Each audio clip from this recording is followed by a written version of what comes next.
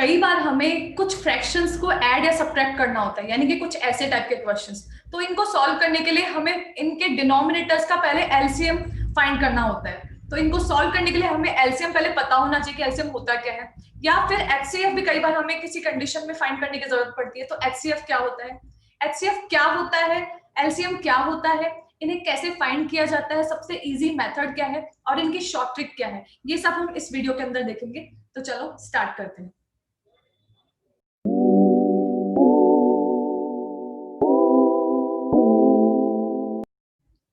तो एलसीएम को समझने के लिए सबसे पहले हमें जानना होगा कि आखिर में एलसीएम होता क्या है।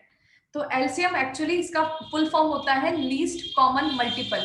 जो भी आपको एलसीएम करना है उसके नाम में ये छिपा है कि हमें क्या करना है, लीस्ट कॉमन मल्टीपल, यानी कि जो भी नंबर्स होंगे उन सबके उनका मल्टीपल्स में जो सबसे छोटा कॉमन मल्टीपल होगा that will be the LCM. अब प्रॉब्लम ये आती है कि मल्टीपल किसे कहते हैं, आखिर में ये मल्टीपल क्या होता है। तो पहले एक बार मल्टीपल को समझते हैं, उसके बाद में हम एलसीएम को समझेंगे। तो मल्टीपल मतलब होता है, जैसे कि हम एक नंबर ले लेते हैं 5, तो 5 के मल्टीपल्स यानी 5 की टेबल में आने वाले सारे नंबर्स, जो नंबर 5 से डिविजिबल होंगे वो सारे नंबर्स मल्टीपल्स कहलाएंगे 5 के। यानी कि 5 1 जा 5, 5 2 जा 10, 5 3 जा 15, 5 4 जा 20, 25 एंड सो ऑन, इस तरह से। तो यानी कि यहाँ पे ये 5 10 15 20 25 क्या है, 5 के मल्टीपल्स हैं। और भी जहां तक ये नंबर जा सकते हैं वो सारे नंबर्स जो कि 5 से डिविजिबल हैं वो सारे नंबर्स 5 के मल्टीपल्स होंगे। इसी तरह से एक और एग्जांपल लेते हैं, जैसे कि 7। तो 7 के मल्टीपल्स कौन होंगे, 7 की टेबल बोल दो। 7 1 जा 7, 14 21 28 एंड सो ऑन, इस तरह से 7 14 21 28 ये सारे के सारे इसके क्या है, मल्टीपल्स हैं। तो दीज आर कॉल्ड मल्टीपल्स। जो नंबर 5 की टेबल या फिर जो भी पर्टिकुलर नंबर है उसकी टेबल में आते हैं, उस वो नंबर उसे डिविजिबल है, तो this that number will be multiple. यानी कि 10 इज द मल्टीपल ऑफ 5। 10 क्योंकि 5 की टेबल में आता है, तो 10 इज द मल्टीपल ऑफ 5। तो ये सब चीज होते हैं मल्टीपल। जो नंबर किसी भी की भी टेबल में, टेबल के जो सारे नंबर्स होते हैं वो हम मल्टीपल्स कहते हैं। वो कितने भी नंबर हो सकते हैं। तो यहाँ तक तो बात हो गई मल्टीपल की। अब बात करते हैं लीस्ट कॉमन मल्टीपल यानी एलसीएम की। तो हम यहाँ पे दो नंबर्स लेते हैं, जैसे कि हमने ले लिया यहाँ पे ये 5 और 7 ये नंबर ले लेते हैं, 5 और 7। हम देखते हैं कि इनका सबसे छोटा, हमको क्या करना है, लीस्ट कॉमन मल्टीपल। पहले तो सबके मल्टीपल्स लिख लेते हैं और इनमें जो सबसे छोटा कॉमन मल्टीपल होगा जो दोनों के अंदर होगा वो हमारा आंसर होगा। तो हम यहीं पे वापस से इस 5 के लिखते हैं। 5 के मल्टीपल 5 10 15 20 25 30 35 40 45 एंड सो ऑन। ऐसे ही 7 के भी लिखते हैं, 7 7 14 21 28 35 देन 42 49 एंड सो ऑन। अब हम यहाँ देखेंगे कि ये सारे के सारे मल्टीपल्स हैं। अब नाम क्या है इस मेथड का, ये हम कर क्या रहे हैं, लीस्ट कॉमन मल्टीपल। तो मल्टीपल्स तो लिख लिए, अब हमें कॉमन मल्टीपल देखना है। तो कॉमन मल्टीपल जो दोनों में है, 5 दोनों में नहीं है, 10 नहीं है, 15 भी नहीं है, 20 भी नहीं है, 25 भी नहीं है। हम देखते हैं यहाँ पे 35 जो एक ऐसा नंबर है जो दोनों के अंदर आ रहा है। तो ये नंबर सबसे छोटा नंबर भी है और ये दोनों, ये कॉमन भी है और मल्टीपल भी है। यानी ये 5 और 7 से डिविजिबल भी है 35, और यानी 35 इसका मल्टीपल भी है और दोनों के अंदर भी आ रहा है, तो यानी ये कॉमन भी है और सबसे छोटा भी है। इससे छोटा कोई भी दूसरा नंबर नहीं है जो कि 5 और 7 से का मल्टीपल हो। तो इस तरह से 35 इसका एलसीएम हो गया। 35 इज द एलसीएम। तो आई होप आपको समझ में आ गया होगा कि हम लीस्ट कॉमन मल्टीपल किसको बोलते हैं, जो सबसे छोटा कॉमन मल्टीपल होता है उसी को हम लीस्ट कॉमन मल्टीपल बोलते हैं। तो अब क्या हम एग्जाम में या फिर कोई भी क्वेश्चन हम क्या इसी तरह से सॉल्व करेंगे, नहीं, हम इस तरह से सॉल्व नहीं करेंगे। हम इसको सॉल्व करने का तरीका दूसरा लेते हैं। तो देखते हैं कैसे सॉल्व करेंगे। तो अब हम ये 14 एंड 56 का एलसीएम फाइंड करते हैं। इसके थ्रू हमें पता लगा कि एग्जाम में हमें किस तरह से सॉल्व करना है, या फिर हमें सबसे इजी मेथड कौन सा है किसी भी नंबर का एलसीएम फाइंड करने का, तो हम वो देखते हैं। तो इस मेथड का नाम है फैक्टराइजेशन। हम इन नंबर्स को फैक्टराइजेशन कर लेंगे इनका, और उससे हम इनका एलसीएम फाइंड कर लेंगे। तो हम यहाँ पे इनको एलसीएम करते हैं।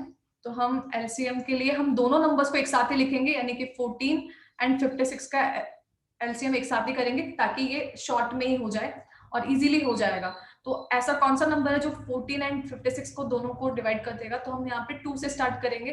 तो 2 जो है 14 को 7 टाइम्स एंड 56 को 28 टाइम्स कैंसिल आउट कर देगा। इसी तरह से 7 तो अब 2 से डिविजिबल नहीं हो सकता, बट 28 2 से डिवाइड हो सकता है। तो अभी भी हम 2 को यहाँ पे कैरी करेंगे, साथ में लेते चलेंगे। तो 2 तो डिवाइड नहीं कर रहा 7 को, तो 7 ऐसे कैसे लिख दिया, और 2 डिवाइड कर रहा है 28 को, 14 आ गया। ऐसे ही 2 फिर से डिवाइड कर रहा है 7, और 2 14 को डिवाइड कर रहा है 7 टाइम्स।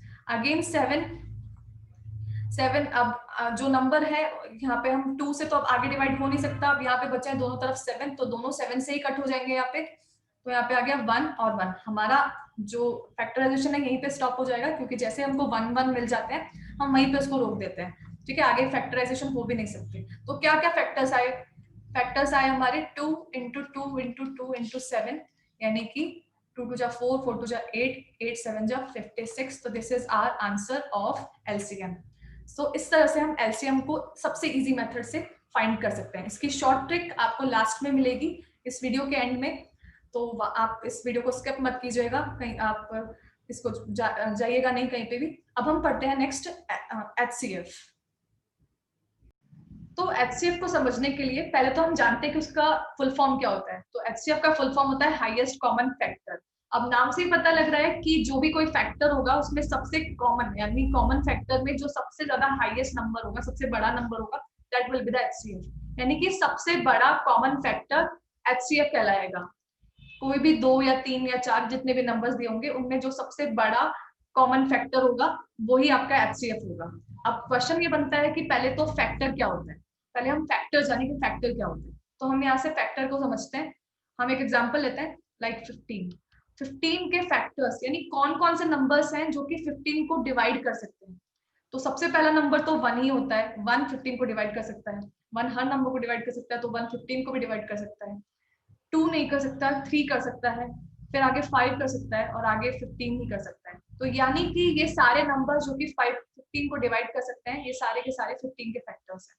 इसी तरह से हम एक और एग्जांपल ले लेते हैं, जैसे कि 39। 39 है, कौन कौन से नंबर से डिवाइड हो सकता है? तो सबसे पहले ये 1 से हो सकता है, 2 से नहीं हो सकता, 3 से हो सकता है, 4 5 6 डायरेक्टली 13 से डिवाइड होगा, 13 3 जा 39, एंड आगे डायरेक्टली ये 39 से डिवाइड होगा। तो यानी कि 1 3 13 39 आर द फैक्टर्स ऑफ 39, यानी कि इन सबको हम फैक्टर्स कहते हैं। अब बात ये आती है कि हाईएस्ट कॉमन फैक्टर किसको कहेंगे, यानी दोनों नंबर्स, जब कोई दो नंबर होते हैं या 3 नंबर होते हैं या फिर 4 नंबर होते हैं, उन सब में जो सबसे बड़ा कॉमन फैक्टर होता है उसे हम हाईएस्ट कॉमन फैक्टर बोलते हैं। तो इनमें सबसे बड़ा कॉमन फैक्टर कौन सा होगा? तो हम ये एग्जांपल लेते हैं, एचसीएफ हमें फाइंड करना है, एचसीएफ ऑफ 15 एंड 39।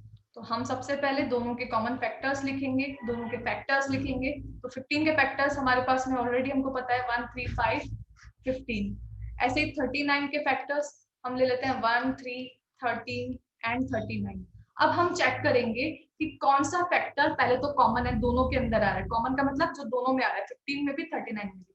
तो एक तो 1 आ रहा है और एक 3 आ रहा है, इसके अलावा भी कुछ आ रहा है क्या? उसके अलावा कुछ नहीं आ रहा है। अब इस 1 और 3 में सबसे बड़ा नंबर कौन सा है? सबसे बड़ा नंबर 3 है। तो हाईएस्ट कॉमन फैक्टर इस नंबर, इन दोनों नंबर्स का क्या हो गया? 3 हो गया। तो 3 इज द आंसर, यानी 3 is the HCF of 15 and 39। तो ये हमारा एक तरीका होता है एचसीएफ फाइंड करने का। अब एक और तरीका है जो ज्यादातर यूज में लिया जाता है और इजी भी होता है, कि कैसे हम बड़े बड़े नंबर्स को भी एचसीएफ फाइंड कर सकते हैं इजीली। तो देखते हैं एक और एग्जांपल लेके। तो जब कभी हमारे पास में कुछ बड़े नंबर्स या फिर कुछ नॉर्मल नंबर्स भी आ जाए, तो उनको हम कैसे, उनका एचसीएफ हम इजी वे में फाइंड कर सकते हैं, ये हम मेथड देखते हैं। तो फैक्टराइजेशन मेथड इसके लिए भी यूज में लिया जाता है। और फैक्टराइजेशन के लिए अगेन यहाँ पे दोनों नंबर्स को साथ में ही फैक्टराइजेशन किया जाता है, बट कुछ अलग वे में, एलसीएम से थोड़े अलग वे में इसको किया जाता है। तो हम यहाँ पे लेते हैं 45 एंड 225। ये दोनों नंबर्स कौन से नंबर से डिवाइड होंगे? सबसे पहले 3 से होंगे। तो 3 से जब ये 45 डिवाइड होगा तो आएगा 15। ऐसे ही 3 से जब ये 225 डिवाइड होगा तो आएगा 75। उसके बाद में दोनों नंबर 3 से भी डिवाइड हो रहे हैं, अगेन 3 से डिवाइड हो रहे हैं, तो 3 3 5 5 जा 15 एंड 3 ये जा रहा है यहाँ पे 25 टाइम्स। अब ये दोनों नंबर 3 से डिवाइड तो नहीं हो रहे, अब दोनों नंबर 5 से डिवाइड हो रहे हैं। अब हम 5 से ले लेते हैं, तो अब एक तरफ आ गया 1 और एक तरफ आ गया 5। अब आगे हमारे पास में एक नंबर है 5, एक नंबर है 1, बट दोनों नंबर्स को एक साथ में डिवाइड करने वाला कोई भी नंबर नहीं है। जैसे कि यहाँ पे 5 को कट करने वाला 5 और 25 को कट करने वाला कॉमन नंबर 5 था, बट 1 और 5 को करने वाला कोई भी नहीं है। ठीक है, तो यानी कि हमारा जो क्वेश्चन है एचसीएफ का, जो हमारा जो क्वेश्चन है वो यहीं पे स्टॉप हो गया एचसीएफ का। तो अब हमारे जो फैक्टर्स आए हैं यहाँ पे, इन दोनों को, इन सबको हम मल्टीप्लाई कर देंगे तो वही हमारा एचसीएफ हो जाएगा। हम इसको कब स्टॉप करेंगे? जब हमारे पास में कोई भी एक टर्म जो हमारे पास में किसी से डिवाइड नहीं हो रही हो, जैसे कि यहाँ पे 1 और 5 को डिवाइड करने वाला कोई कॉमन नंबर नहीं है, तो हम इसको यहाँ पे 1 और 5 का कोई कॉमन नंबर नहीं है जो इन दोनों को डिवाइड कर सके, तो हम इसको आगे नहीं रखेंगे एचसीएफ वाले में। एलसीएम में हमने किया था बट एचसीएफ में नहीं करेंगे, हम इसको यहीं पे स्टॉप कर देंगे। तो अब हमारा आंसर हो जाएगा 45 एंड 25 का 3 into 3 into 5 यानी कि 15 into 3 is 45। तो 45 is the HCF of 45 and 225। इसी तरह से हम बड़े नंबर्स, 3 नंबर्स, 4 नंबर्स का भी हम इसी सेम मेथड से सॉल्व कर सकते हैं। बस हमें ध्यान रखना है कि जो नंबर सारे नंबर्स को डिवाइड कर रहा है, सारे नंबर्स एक साथ में डिवाइड होनी चाहिए किसी एक नंबर से, तब तक ही हमें उसको सॉल्व करते रहना है। जैसे कोई एक नंबर अलग डिवाइड नहीं हो रहा है, हम जिस नंबर से डिवाइड करना चाह रहे हैं बाकी नंबर्स को, तो अगर वो डिवाइड नहीं हो रहा है तो हम उसको वहीं पे स्टॉप कर देंगे। एलसीएम में उसको जारी रखते हैं, इसमें हम स्टॉप कर देंगे वहीं पे, और उसके बाद में हम उनको मल्टीप्लाई करके उनका हम एचसीएफ फाइंड कर लेंगे। तो आई होप आपको समझ में आ गया होगा। अब हम इन दोनों मेथड यानी एलसीएम और एचसीएफ का शॉर्ट ट्रिक देखते हैं। तो अब हम दो नंबर्स का एलसीएम शॉर्ट ट्रिक से कैसे फाइंड कर सकते हैं, बिल्कुल जल्दी से फटाफट से कैसे फाइंड कर सकते हैं। तो हम सबसे पहले नंबर्स को लिख लेते हैं 15 एंड 45, और आपके पास में जो भी बड़ा नंबर है, कोई भी क्वेश्चन हो, जो भी आपका बड़ा नंबर है एलसीएम में, उसकी टेबल बोलिए। यानी कि 45 है, 45 की टेबल बोलिए। 45 बन जा 45, क्या आया? 45 बन जा 45। क्या वो 15 के टेबल में भी आता है?